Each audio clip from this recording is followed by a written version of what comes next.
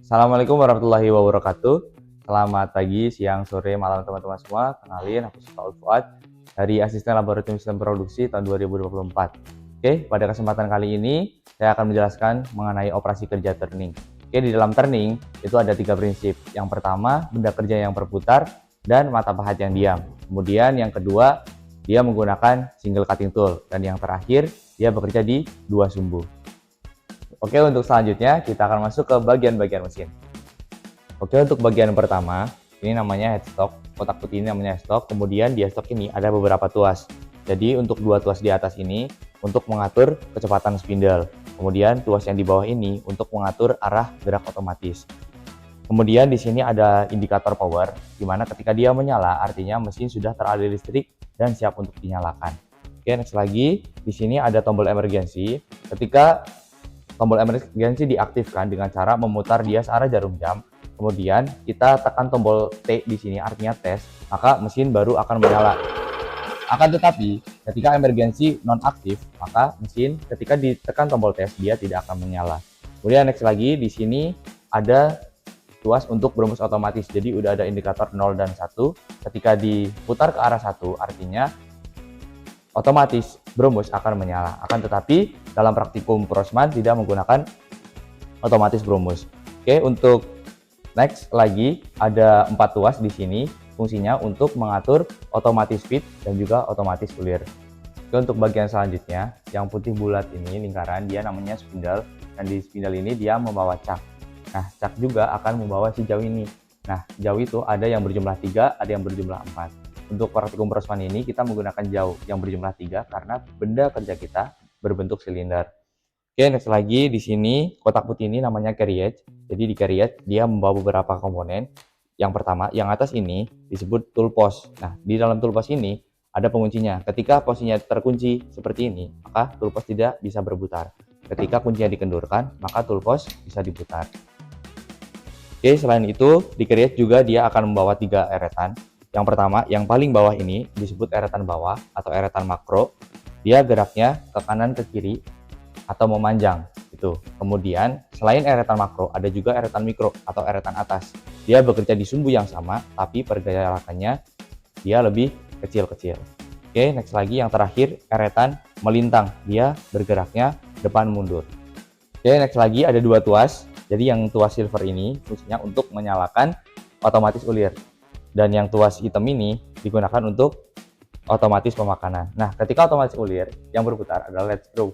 Ketika otomatis feed atau otomatis pemakanan yang berputar adalah feed rod. Oke, next lagi di sini yang ada bulatan merah ini untuk menyalakan mesin. Nah, mesin akan dinyalakan berlawanan jarum jam atau ke arah kita dengan cara ini ditekan ke bawah. Oke, untuk mematikan tinggal sekali aja ditarik ke atas. Oke, next lagi di sini namanya tailstock. Nah, tailstock ini dia juga membawa coil yang kecil ini namanya coil. Di tailstock ini dia ada 2 tuas. Tuas yang besar ketika dikunci maka tailstock tidak bisa bergerak. Ketika tuasnya dikendurkan maka tailstock bisa digerak. Oke, kemudian yang tuas kecil ini dia fungsinya untuk mengunci coil. Ketika dikunci maka coil tidak bisa digerakin. Kalau misalkan dikendurkan maka coil bisa dimaju-mundur. Oke, kita akan memasuki bahan dan alat yang ada di kerja turning. Yang pertama benda kerja, ini akan kita operasi. Kemudian ini ada kunci cak, fungsinya untuk mengendurkan dan mengencangkan si jauh yang ada di cak. Kemudian di sini ada kunci tool post untuk mengatur kekencangan nantinya untuk memasang si pahatnya. Kemudian center live, fungsinya untuk mengatur kesejajaran. Jadi 2 fungsi ini sama, center live, ini center dead itu sama. Kemudian di sini ada arbor. Nah, arbor ini dia membawa center drill. Center drill fungsinya untuk membuat lubang. Next lagi di sini ada pahat knurling, fungsinya untuk membuat pola di benda kerja kita. Dan yang ini sebelahnya, ini namanya pahat rata kanan, fungsinya nanti untuk facing, untuk pengurangan diameter. Kemudian yang terakhir ini jig, fungsinya untuk mengatur ketinggian dari pahat kita. Oke, sebelum pengoperasian, kita ada beberapa langkah yang harus lakukan. Yang pertama adalah memasang benda kerja. Caranya kalian masukkan aja di cak ini, kemudian kalian kencangkan. Nah, kalau memasang benda kerja yang dikencangkan itu harus ketiga-tiganya. Oke, setelah kencang, kita akan tes dulu. Nah, sebelum itu jangan lupa kap mesin harus ditutup. Kemudian kita putar tombol emergensi, kita pencet tombol tes untuk mengetahui dia bendanya udah stabil atau belum. Oke, kemudian langkah yang kedua adalah kita memasang pahat tekanan. Untuk pemasangan pahat tekanan yang tajam itu yang di kiri atas. Kita pasang di toolbox, kemudian kita kencangkan ketiga bautnya. Yang pertama kali dikencangkan adalah yang tengah. Kemudian kita bergerak ke baut yang pinggir.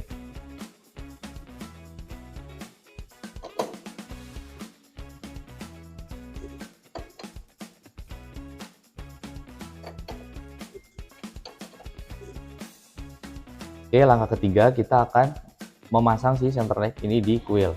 Yang pertama adalah kalian keluarkan kuilnya, kira-kiranya aja segini, kemudian kalian masukin sambil dihentakin dikit, kemudian kalian cek dengan cara diputar dan ditarik. Kalau misalkan udah nggak bisa lepas, berarti dia udah terkunci. Oke, langkah selanjutnya adalah setting nol pahat. Caranya gimana? Jadi ini posisi toolbox kan masih terkunci. Kalian buka dulu. Setelah dibuka, kalian atur sudutnya 45 derajat ke arah ujung center left ini. Setelah sudah sekiranya 45, kalian kencangkan kembali, kemudian kalian dekatkan antara ujung pahat dan dengan ujung center left. Itu antara ujung pahat dan ujung center left itu harus jajar. Itu yang namanya setting nol pahat. Oke, untuk operasi pertama adalah facing. Fungsi dari facing adalah meratakan benda kerja ini, permukaan benda kerja ini. Oke, untuk langkah-langkahnya, yang pertama, atur dulu sudutnya. Kalian kendorkan dulu kunci toolbox, atur 45 derajat ke arah benda kerja. Kemudian kalian kunci kembali, dan kalian dekatkan dulu. Dekatkan, nggak usah menempel. Nah, untuk pengenaan benda kerja, untuk setting nol benda kerja, itu harus tepat di datum.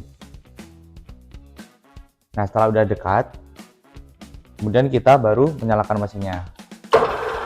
Kemudian kita dekatkan mata pahat ini menggunakan eretan mikro atau eretan atas, pelan aja.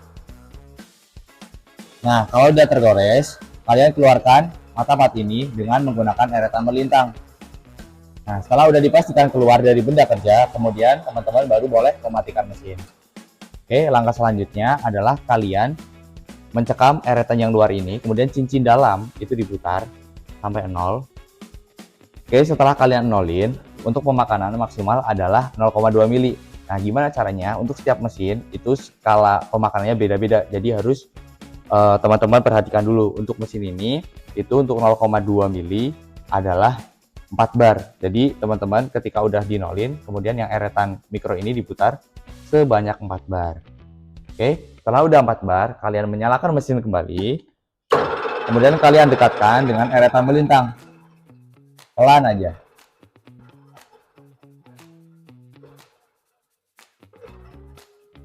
Oke, untuk posisi memegang eretan itu menggunakan kedua tangan dan pelan-pelan.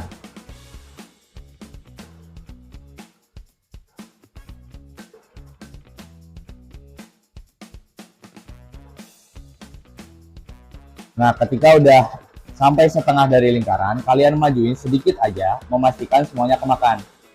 Ketika udah maju lebih dari setengah, kalian mundurkan kembali sampai keluar benda kerja.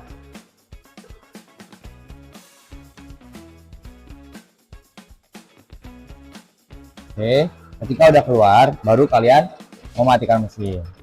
Oke, itu untuk pemakanan pertama. Untuk pemakanan kedua, berarti teman-teman tinggal menambahkan 4 bar lagi. Nah, kemudian menyalakan mesin kembali. Kemudian dekatkan benda kerja menggunakan eretan melintang.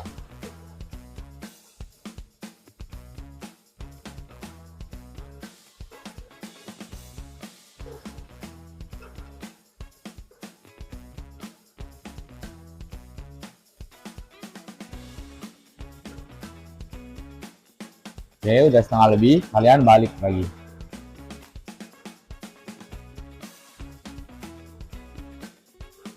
Oke, udah keluar baru teman-teman matikan. Begitupun selanjutnya ketika untuk pemakanan ketiga keempat, teman-teman tinggal menambahkan bar ini 0,2 mili atau di mesin ini 4 bar 4 bar. Oke, sekian untuk proses facing. Setelah kita melakukan operasi facing, artinya benda kerja sudah rata. Langkah selanjutnya adalah kita akan membuat lubang di tengah sini menggunakan arbor ini. Fungsinya lubang itu untuk apa? Ketika benda kerja terlalu panjang, maka dia akan goyang. Nah, lubang itu nantinya akan disatukan dengan center live buat penyangga. Oke, langkah pertama kita dekatkan dulu. Nggak usah sampai kena benda kerja. Kemudian jangan lupa tile stoknya dikunci dulu. Oke, setelah dikunci, kita baru boleh menyalakan mesin. Kemudian dekatkan arbor ini menggunakan kuil. Pelan-pelan aja menggunakan kedua tangan. Pelan-pelan. Oke, sudah terlihat dia akan memakan ujung dari benda kerja yang tadi kita udah facing.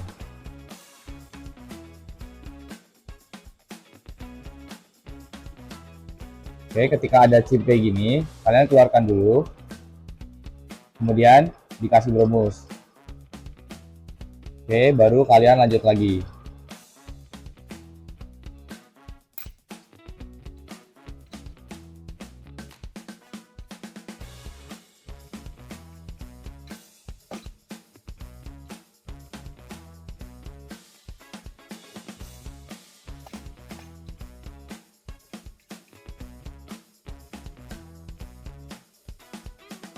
Oke, setelah udah keluar, baru kalian boleh mematikan mesin.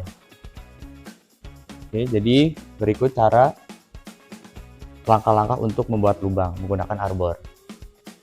Oke, setelah terbentuk lubang, untuk mengurangi diameter, misalkan ini panjang seperti ini kan akan goyang. Maka kita akan menyatukan ujung si center live dengan lubang ini. Kalian dekatkan. Oke, kemudian jangan lupa dikunci. Setelah itu teman-teman nyalakan mesin. Oke, kemudian kuilnya kalian keluarkan lagi sampai udah terputar.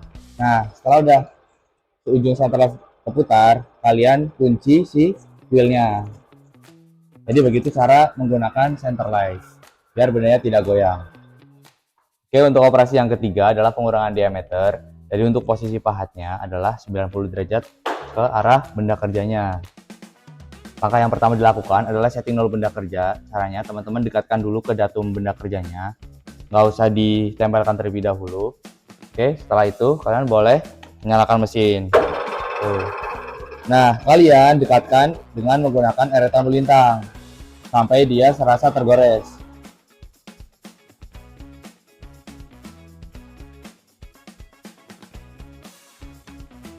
Oke, setelah tergores, teman-teman keluarin. Pelan aja memakai eretan memanjang. Oke, setelah udah keluar, teman-teman baru boleh mematikan mesin. Oke, langkah selanjutnya adalah kalian tahan eretan melintang, kemudian cincin dalamnya dienolkan. Oke, ketika sudah 0, teman-teman akan memakan sama seperti facing 0,2 mili, jadi akan ditambahkan 4 bar. Kemudian teman-teman menyalakan mesin kembali dan memakannya menggunakan eretan memanjang. Pelan-pelan aja menggunakan kedua tangan.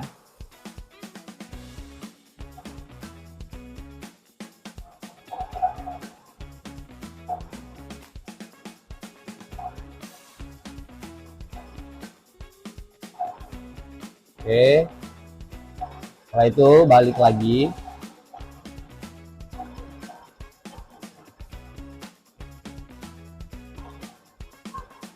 Oke, setelah udah keluar benda kerja, matikan mesin. Kemudian teman-teman menambahkan lagi 4 bar.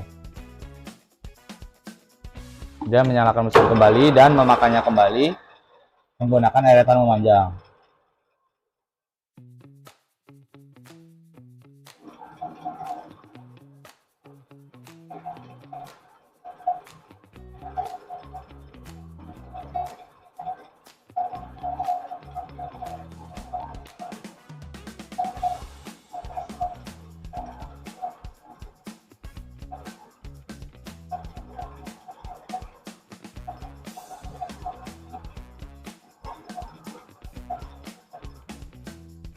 Oke, kemudian matikan. Nah, begitu caranya langkah-langkah dari pemakanan untuk diameter. Oke, untuk operasi yang keempat yaitu kita akan membuat pola di sini. Kita menggunakan partner link. Dan untuk langkah-langkahnya sama persis ketika kita mau pemakanan diameter atau pengurangan diameter. Oke, kalian dekatkan dulu. Oke, ketika udah masuk benda kerja, kalian menyalakan mesin. Kalian dekatkan menggunakan eretan melintang. Oke, ketika udah berputar seperti ini, artinya dia udah setting nol benda kerja. Kalian keluarin. Oke, kalau udah keluar, kalian matikan. Kemudian kalian tahan eretan melintang dan putar cincin dalamnya ke 0. Oke, bedanya untuk pembuatan pola Thunderlink ini kalian memakan sebesar 0,6 mili.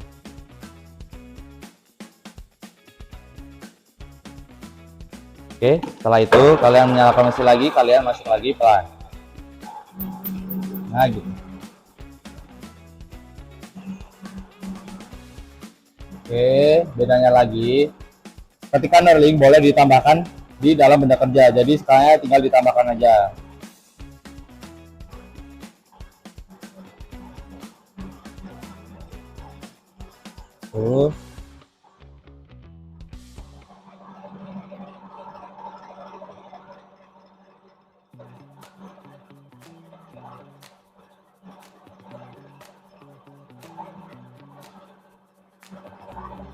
Oke, setelah teman-teman dirasa cukup, teman-teman keluarin mata pahatnya.